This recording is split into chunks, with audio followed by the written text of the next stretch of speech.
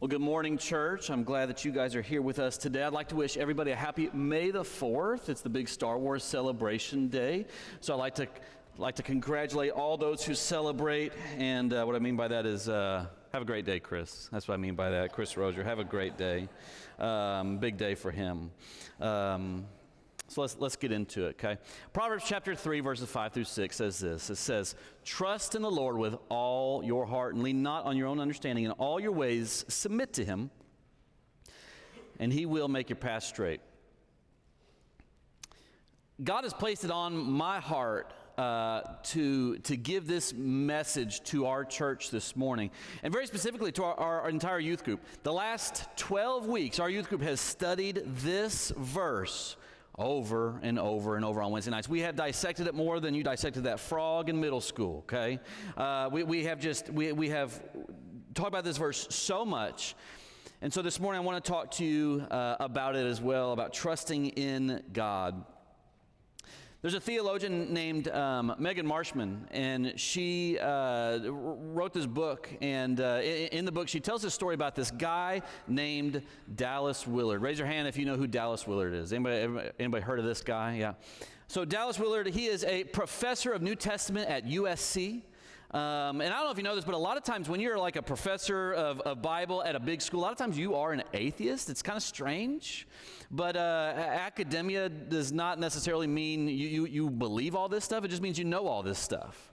That could be a sermon in and of itself right there, right? But Dallas is a real Christian, very authentic Christian. Not only is he an amazing speaker, an amazing person, travels the world, but like this is a personal thing for him. He's written tons and tons of great books. These are a few of them. If you need a summer book to read, go ahead and just, I'll give you permission right now. Get on your phone, get on Amazon, grab that big, thick book right there, The Divine Conspiracy. Totally changed the way I see a lot of aspects of faith. It's an amazing book. But last year, Dallas passed away. He passed away, and he granted a journalist access to his deathbed. And right before he died, the journalist asked him this question. He said, if you could describe Jesus in just one word, what word would you use? Now it's kind of interesting because Jesus described himself actually in two words. He said, for I am gentle and lowly, or humble in heart. That's Matthew 11:29, okay? But he said, in all of your spending time with Jesus, this is not just about academics for you, in all your spending time with Jesus, how would you describe Jesus? And you know what Dallas said? He said, if I could put it in one word, he said, Jesus is relaxed. Kind of interesting, isn't it? Jesus is relaxed. Let me ask you a question. Is that how you would describe Jesus? A relaxed person, a relaxed God. And if you're like, well, I'm not quite sure, I mean, that doesn't seem to be true. Let me ask another question, ready? Can you picture Jesus running somewhere? Have you ever seen a painting of Jesus running? No, Jesus never ran, right? I don't know, I wasn't there. But it's just hard to picture. It's hard to picture. Can you picture Jesus anxiously fidgeting? Can you picture Jesus laying in bed at night, struggling to go to bed because there's just a lot of things to do tomorrow? Now, maybe he did. I don't know. He was human. But it's hard to picture. Because I also believe that if we really get down to it, we probably all believe as well, Jesus probably was a very relaxed person.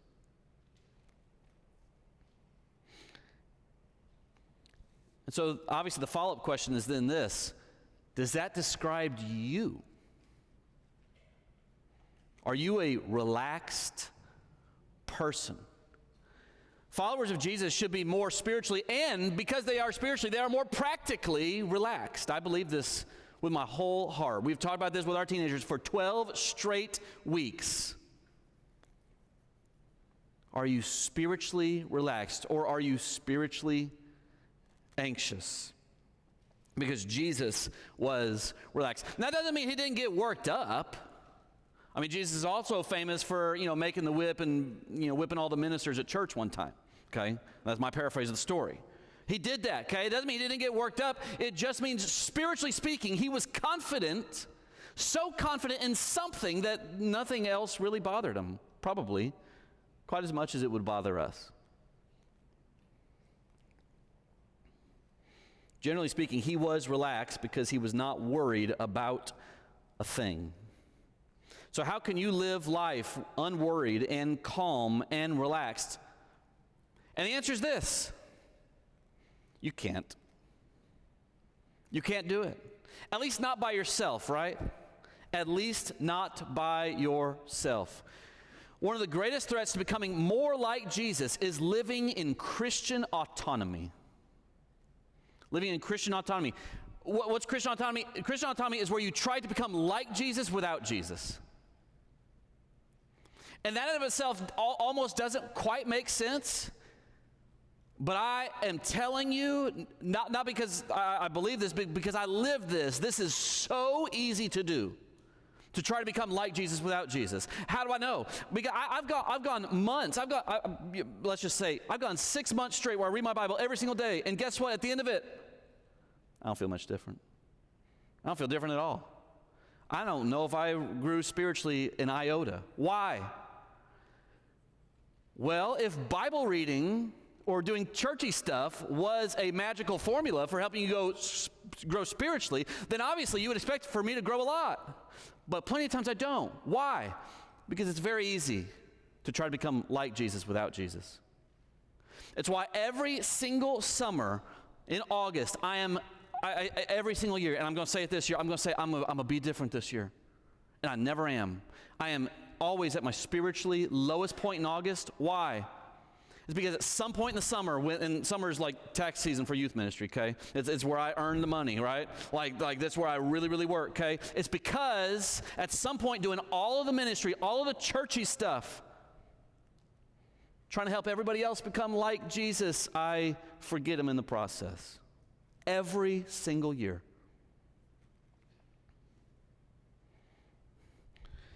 I actually want to argue it's pretty darn easy to try to become like Jesus without Jesus.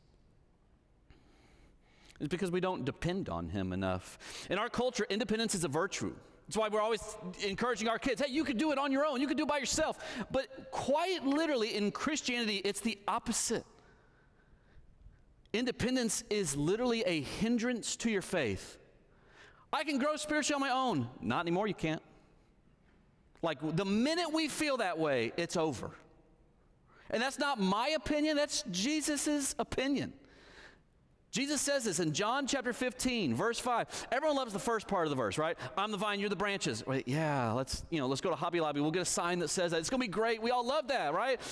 If you remain in me, I remain in you. You bear much fruit. But then Jesus says, apart from me, you can't do anything. Apart from me, you can do nothing.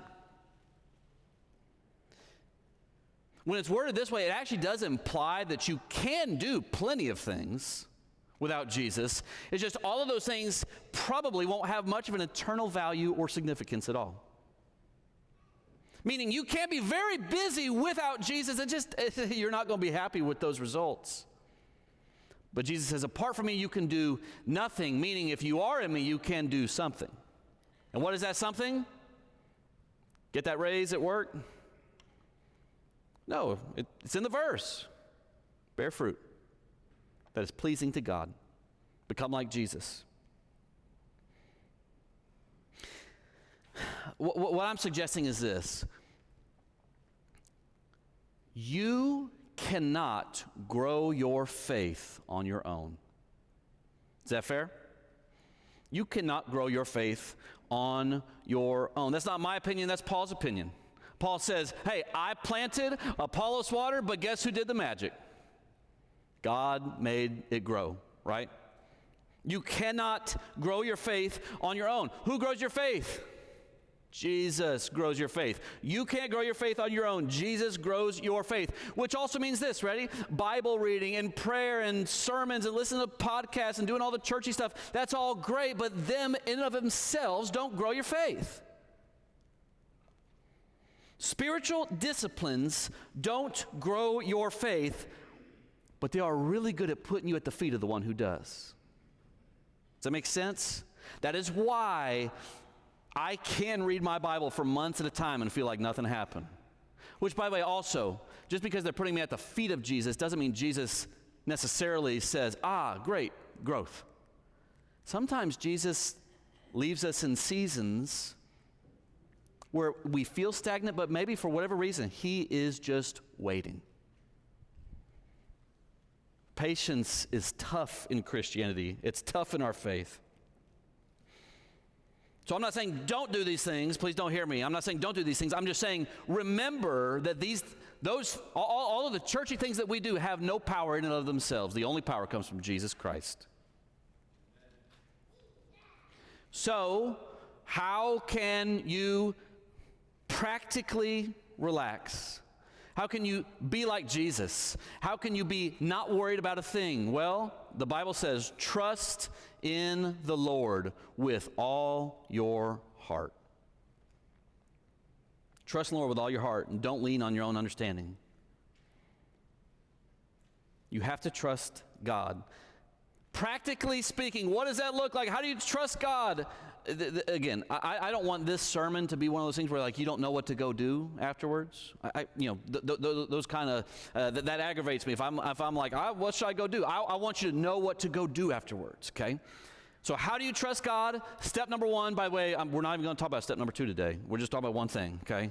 When we focus today, talk about one thing. Step number one is this: go to God directly with everything. That's how you do it. That's what trust practically looks like. You go to God directly with every single little thing. You got to do this with complete honesty. You can't be fake. You have to be honest with God, honest with yourself. That's a lot harder than we think it is. Why do we got to be honest? Because honesty is the fertile ground for personal growth, because it's the only place where we can actually receive real, authentic love. God does not want the Instagram version of you. If you try to present that to him, then guess what? His only option is to try to love that version of you, and that's not the real version of you. That's why you don't feel loved. I'm even going to argue this. God doesn't want, I got to say this well. God doesn't even want the Christianized version of you. He just wants you. He just wants you. He doesn't want the impressive version of you or the impactful version of you or the you that finally has it all together. He just wants you. Yeah, he'll form you along the way, but he just wants you. It is impossible for a false version of me to receive genuine love. When we are honest with God, that's how we begin to demonstrate our trust in him. What's it all mean? Well, I've said this before, I think from this pulpit, it means that authenticity, I'm not even talking about between you and your friend, although that's important, but let's talk about between you and God. Authenticity is much more valuable to God than I think we realize it is. You have to be yourself with God. He does not want the version that you think he wants. He just wants you. He just wants you. So, how do you trust God? Step one, go to God directly. Go to him directly. Let me give you an example to this, right? So, some of us in here struggle with the word anxiety, right? Raise your hand if I'm not, you have a cause anxiety, okay? I'm not going to do that to you, okay? But some of you struggle with the word anxiety, okay? The antidote to anxiety and worry and the burdens that we carry is complete confidence in the sovereignty of God. I requested, and I appreciate the praise team for singing that Sovereign song. I did a great job with it. But the word sovereign, what's sovereign mean? If I was to put like the youth group definition on it, sovereign is where somebody says, here's something right here, I own this and I'm in control of this. I'm sovereign of it. Whatever this is, right? What does God own? Every square inch of the universe. What is he in control of, though? Every square inch of the universe. That's why we say He is sovereign over everything. The antidote to your anxiety is to have confidence, complete confidence, that God really does own everything and actually is in control of it all as well.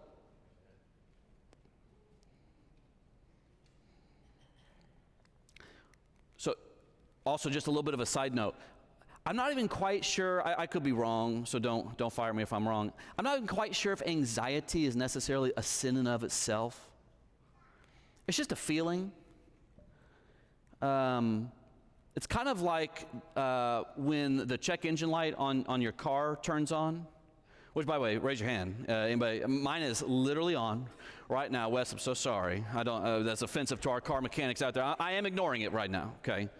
But the check engine light is on.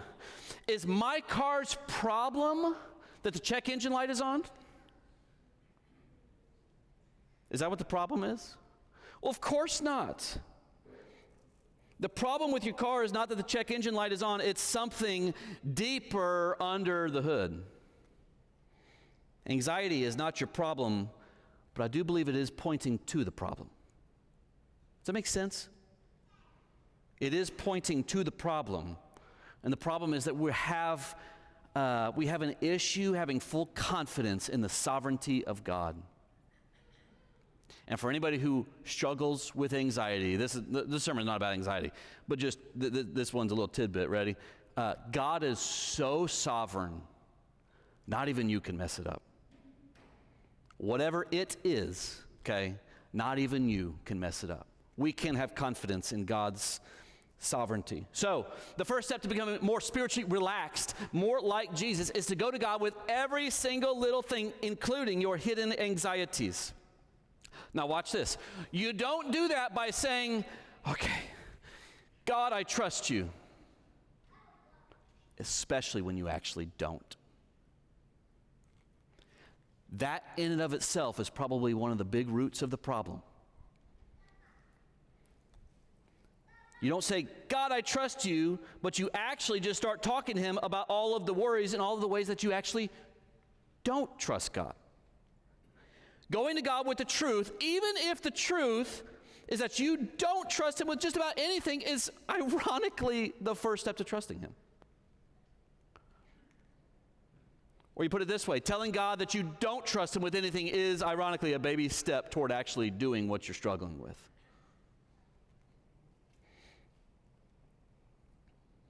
This is why we have to be honest with God. God can handle it, okay? He really, really can handle it.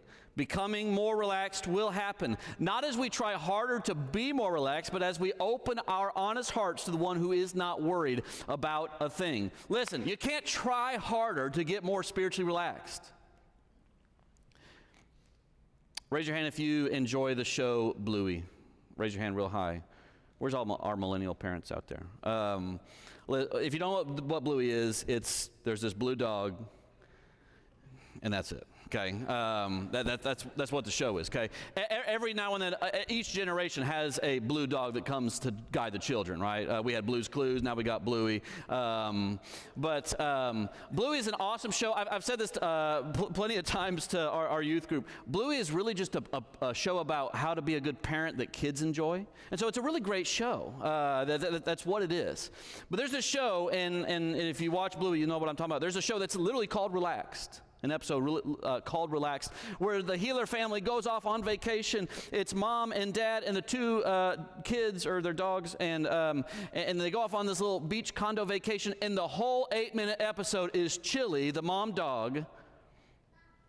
And what's she trying to do? She's trying to relax on vacation. And at the end of the 8-minute episode, after you realize she can't do this, she goes, I guess I kind of forgot how to relax. And I would assume a lot of our moms out there just say amen to that. Sometimes it's easy to kind of forget that. But what was her problem? The whole episode, her problem was she was just trying to do this thing. And that's like literally the opposite of relaxing. We've got to trust God with this. This is not something you can do on your own. Jesus himself says that. You can't do it on your own. Let me give you the best slide in this whole little presentation. Ready? Here's the best slide right here.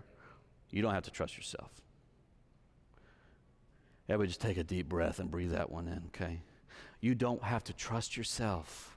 You yourself are really untrustworthy. You failed a lot of times. You're no good at this whole church thing, this whole follow Jesus thing. You don't got to trust yourself. How about this, ready? Trusting God is not a one-time decision, is it? We can kind of think it is, because a lot of times you'll be like, oh, let me just give you an example of how people talk. When were you saved? Well, back in 1978, I trusted the Lord with my salvation. You know, I got baptized, whatever it is, right? That makes it sound like it's a one-time sort of a thing, but trusting God is a continual decision. Watch this, ready? It's a continual decision to come out of hiding with your true and honest self, trusting that God can handle it. Trusting that when you come out of hiding with your true and honest self, your very sinful self, God does not clutch his divine pearls and gasp. But he actually can handle who you are. And not just handle who you are, but really, really love you for who you are.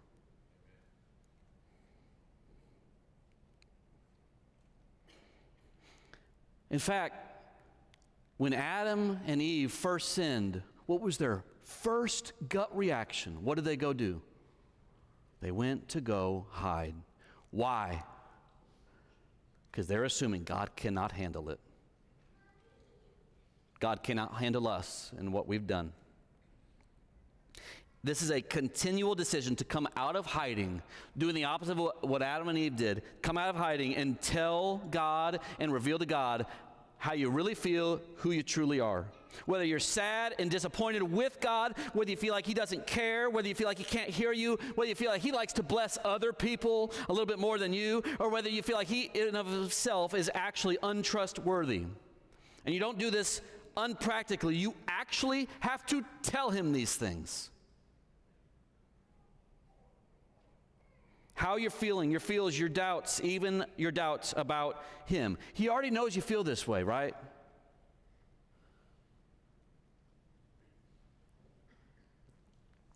You have never surprised God once.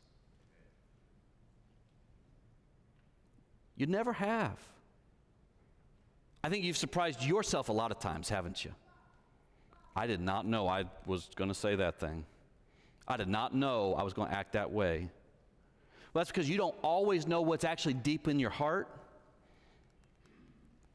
But God does. He searches those things. He's not surprised, and he can handle it. So why not just say it? Trust in the Lord with all your heart. The thing that's difficult about this is that your heart is the very thing that needs to be addressed, isn't it? Your heart is the problem. So how do you trust him with the problem in itself? Your heart is the thing that keeps saying, I can do this. I want to impress my church friends. I want to impress myself. I want to even be impressive to God. I can do this. And that's, of course, where our culture gets phrases like, God helps those who help themselves. Which, of course, is just diabolically opposed to this. Apart from me, you can't do anything. Not anything meaningful, at least. Trust in the Lord with all your heart. This sermon cannot be just a bunch of nice little ideas for us to go try later. Okay? We're going to look like Chili Healer in the episode of Bluey, okay? Okay, it cannot be that. The goal for this sermon is that you would simply just practically start to trust God a little bit more. The goal of the sermon is that you would go to God with actually what's in your heart, not just with your scripted prayer. The goal of the sermon is that in doing all of these things, you would spiritually relax. Okay, with that being said, let's try something. We're going to change it up a little bit, okay? We're going to try to see what happens. I don't know what's going to happen, but we're going to see what happens, okay? We're gonna use our imaginations a little bit, okay? So everybody kind of sit up straight a little bit, kind of roll your shoulders a little bit, take a deep breath. You can set your Bible aside, set your pen aside, whatever, okay? We're gonna try this, okay? I want to show you maybe how you can actually do this, okay? So what I want you to do is, if you've got a good imagination, and even if you don't, just try it. Close your eyes for just a second. And I want you to use your imagination, okay? Picture that Jesus is sitting right in front of you, okay? He's sitting in a chair right in front of you. Do you see him? What's he wearing? What's he look like? Is he smiling? He probably is. He really likes you. He's happy to be here. Everybody take a deep breath. You don't have to open your eyes, but on the screen I've got this phrase, and this is what it says. It says, I just need to trust God with blank right now, okay? I just need to trust God with blank right now. What I want you to do is I want you to tell Jesus this phrase. I just need to trust God with blank right now. But of course, you're going to fill in the blank, okay? Whether it be a big thing, whether it be a little thing, whether it be a new thing or a super old thing, whatever it is, okay? I just need to trust God with blank right now. The first thing that kind of pops up in your head. So go ahead and tell Jesus that. And then tell him again. And then tell him again. And I want you to say it over and over and over. Keep saying it.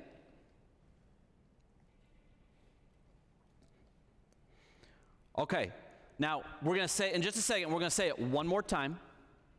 We're going to say it one more time, okay? But during this second time, or excuse me, I'm sorry, during this next time that we say it, what I want you to do is I want you to try your best to pay attention to the thought that pops up in your head after you say this phrase. Does that make sense, everybody? This is going to be strange. You may not be this introspective normally, okay? But we're going to see what happens, okay? So I'll say it one more time. We're going to say this phrase, I just need to trust God with blank right now, and then I want you to notice, try to see what happens next in your mind, okay? So one more time, go ahead and say it.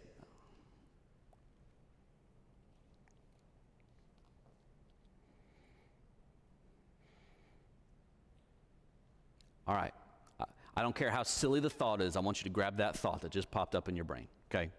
Whatever it is. All right, you can open your eyes, okay? But hold on to that thought real quick.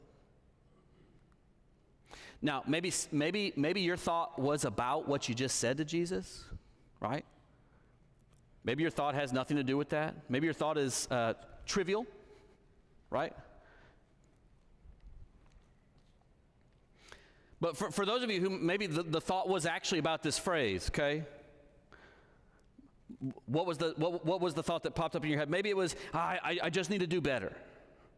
Did you try to motivate yourself? Did you shame yourself? Did you get aggravated that you're still struggling with this? Are you disappointed in yourself? Do you feel the pressure of trusting God with this burden on your heart? This is why I want to kind of argue for you today. Whatever you thought after you said, I just need to trust God with blank right now, what you thought after you said that is actually what's in your heart. That is the actual thing.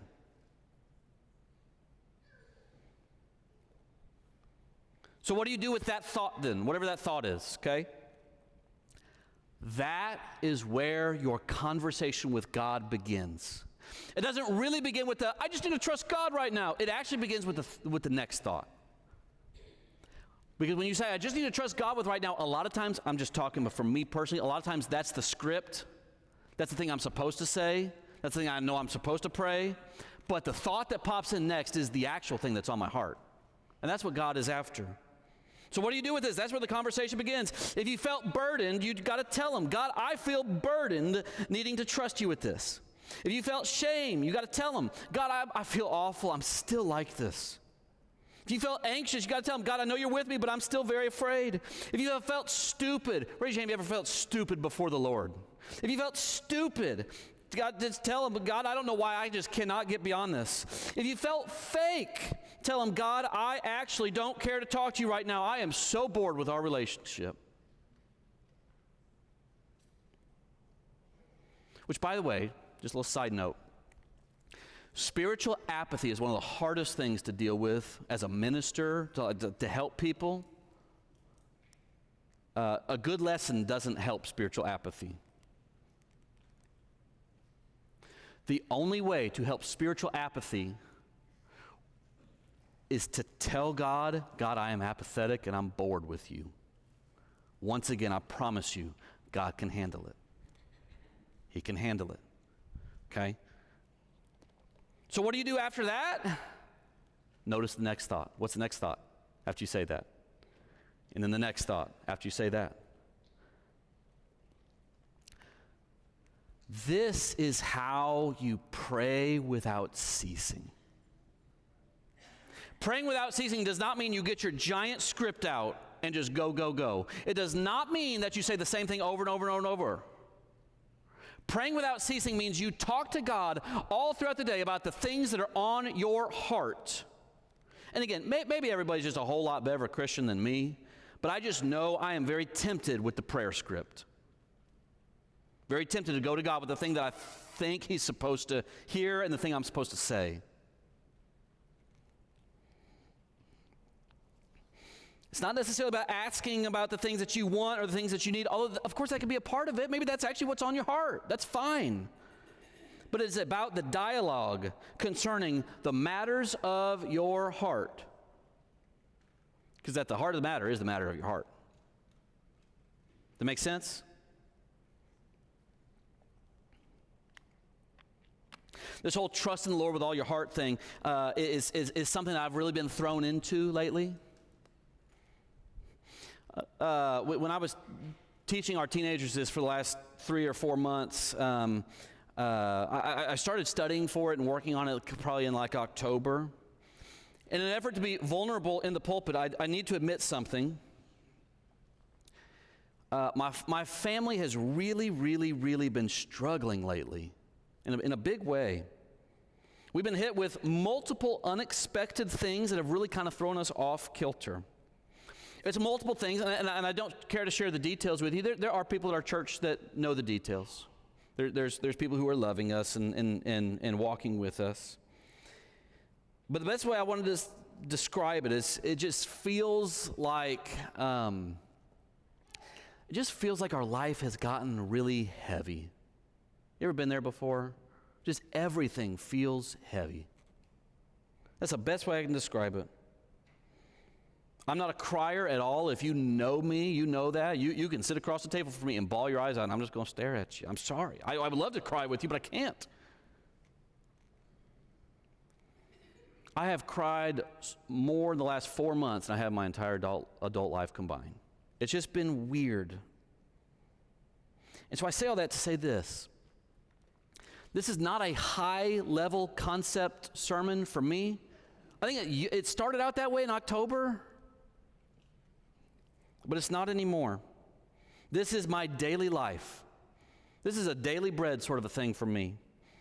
Going day by day, trying to trust God by taking every single little thing to Him, knowing that I can't do actually anything about this. I have no control over this. Maybe we could say I'm not sovereign over this situation at all. And I can promise you, I promise you, I'm not having fun. Trusting God's not fun. Wish it was. But it's just not. It's not always fun. It's not always enjoyable. But I can feel God sanctifying me through this process as we lose much of our daily and spiritual independence and grow much more in our dependence upon the Lord. And that's what faith is, right? I don't know if you could remember this. A couple years ago, Joel preached a sermon series where he defined the word faith. And he used a one-word definition. Faith is allegiance. He gets that from a professor of seminary, a guy named Matthew Bates. I've read the books. They're really, really great, and I really love that definition. Faith as allegiance. Allegiance to who? To the King, to King Jesus. I want to give you another one-word definition for faith, okay? Faith is allegiance, absolutely. Let me give you another one, ready?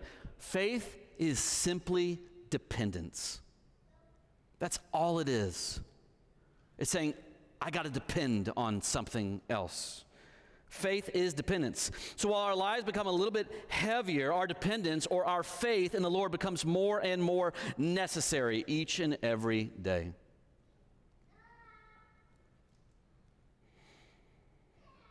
Okay, one last story, and then I'm done. Ready? Roll your shoulders a little bit. I feel like the room's a little tense, okay? Take a deep breath. Or just look at this picture. This is a funny picture, okay? All right, so one of the most spiritual things I believe you could ever do, I've told this to our youth group, one of the most spiritual things you could ever do is to have a kid. One of the most spiritual things I've ever done is to simply just have a child. Because the more I experience my fatherhood in relation to my children, the more I understand what it looks like actually to trust God's heart for us. We found that Mimi we forgot that there was some Christmas present that I'd clearly shoved in the closet because I don't want to do face painting every day, and they found it. And so Isla's a tiger and Eden's a butterfly. She even got the pose going.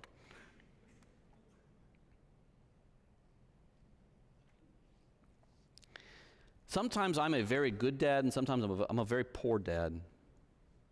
Just depends. But in a lot of ways, whether I'm a good dad or whether I'm a bad dad, it usually is dependent upon how I respond to the things that are on my children's hearts. Does it make sense? Let me give you a really good example about Eden. Okay? I am someone who comes home, and when I come home, I'm very tired. I'm usually very sweaty. I coach tennis as well. I come home, a lot of times I'm hungry. I need a shower. I desperately just want to sit on the couch. But I got these two things called Eden and Isla, and they're at home, and they want me to not do those things. And Eden's big thing is she wants me to lay in her bed. She's still a little struggling with the sleep thing. So every single night I've got to lay in her bed, okay? And she will tell me without fail, this is how it goes. It'll be dark, we're laying there, it's dark, and of course I hear her little squeaky voice, Dad, I need to tell you something. And she will proceed to simply just start rattling off the things that are on her mind or on her heart. That's how a kid talks, right? And she'll say something like, I just don't know why I can't fall asleep. And I'll tell you this right now, every single little thing follows that, okay? Whether I'm a good dad or a bad dad depends on how I respond to that phrase, I just don't know how to fall asleep, okay? A bad dad simply will give a command or simply give a fix to the problem. Close your eyes. Stop talking. Stop moving. But a good dad responds with a relationship. If I'm a good dad that night, I'll say something like, I'm sorry, what are you thinking about? I feel like I'm scared. Of what? That coat over there looks pretty scary. Should I do something about it? No, stay right here. Tickle back, tickle back, tickle back. I'm nervous about school tomorrow. Why? Because it's show and tell. Why is that scary? What if Miss O'Hackey doesn't like my Pikachu? Would it bother you if she didn't? Yeah, that would make me feel sad. Does she normally not like your things? No, she always does. Tickle back, tickle back, tickle back. Isla is such a difficult sister sometimes. Yeah. Am I a difficult little girl? Sometimes. But that doesn't mean I don't like you. Yeah, I like you too. Tickle back, tickle back. I just don't know why I can't fall asleep. This should be easier. It's okay. Are Pokemon real? No, they're not. I thought so. Tickle back, tickle back. Yawning, tickle back, tickle back. Will you stay in my bed all night? I'll watch you all night. More silence, more tickling. Oh, will you pin my hair up? It's on my back. I need it pinned up. Yep. Blindly pinning the hair. Tickle back.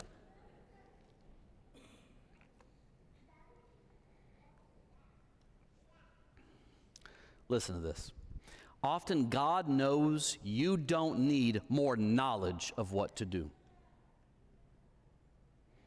More often than that, you simply need a perfect father to guide your heart.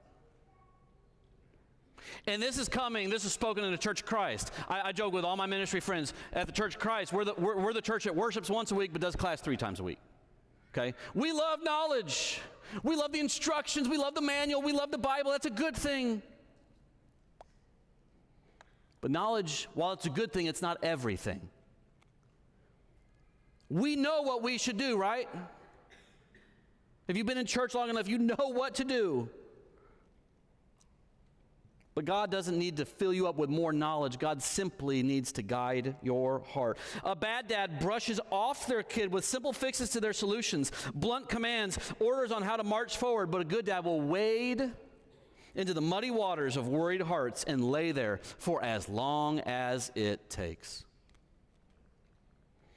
Eden responds much more to my soft presence than my sharp prescriptions. I can tell you that right now. That's a fact.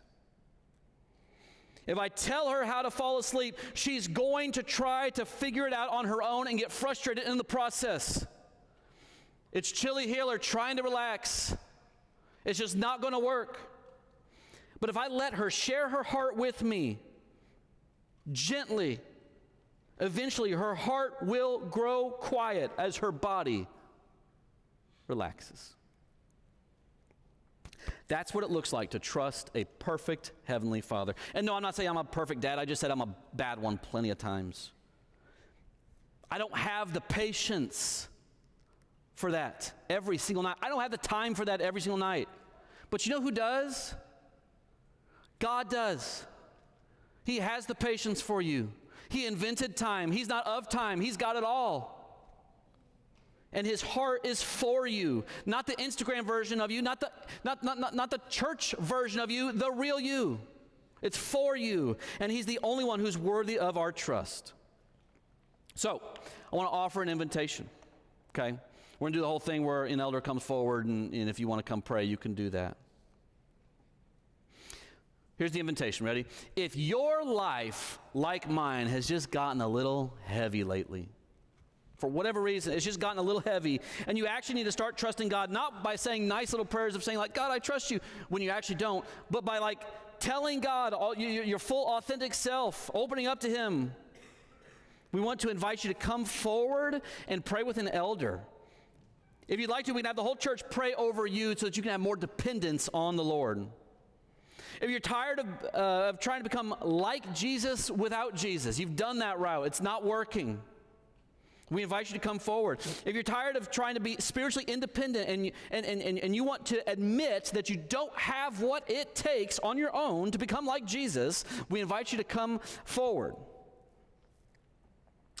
Or if you're in need of coming closer to the Father's heart and you need his presence to help you simply spiritually relax, then we invite you to come forward as we stand and as we sing. Please stand.